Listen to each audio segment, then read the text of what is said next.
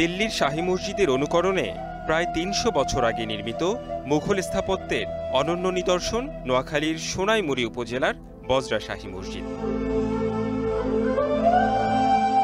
মুঘল জমিদার আমানউল্লাহ খান এই মসজিদ যখন নির্মাণ করেন তখন হিজরি সাল ১১৫৪, বাংলায় ১১৩৯ এবং ইংরেজি হিসেবে ১৭৪১ সাল।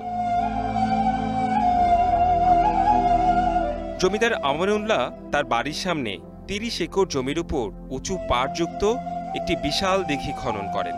এ দিঘির পশ্চিম পাড়ে মনোরম পরিবেশে আকর্ষণীয় তোরণ বিশিষ্ট প্রায় ১১৬ ফুট দৈর্ঘ্য ও ৭৪ ফুট প্রস্থ এবং প্রায় ২০ ফুট উঁচু ৩ গম্বুজ বিশিষ্ট এ ঐতিহাসিক মসজিদটি নির্মাণ করেন। অনলাইনে ইফতারের ছবি নয়, অফলাইনে শেয়ার হোক ইফতার, এই প্রত্যাশায় স্টারলাইন ফুড প্রোডাক্টস লিমিটেড। এর গম্বুজগুলো অলঙ্কৃত করা হয় সুদৃশ্য মার্বেল পাথরে। প্রবেশের জন্য রয়েছে ৩টি ধনুকাকৃতি দরজা। প্রবেশপথের উপর রয়েছে কয়েকটি গম্বুজ।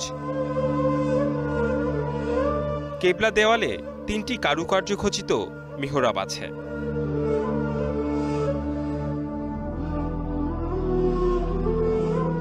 প্রত্নতত্ত্ব বিভাগ ১৯৮৯ সালের নভেম্বরে প্রাচীন এই মসজিদটিকে জাতীয় প্রত্নতত্ত্ব হিসেবে ঘোষণা করে।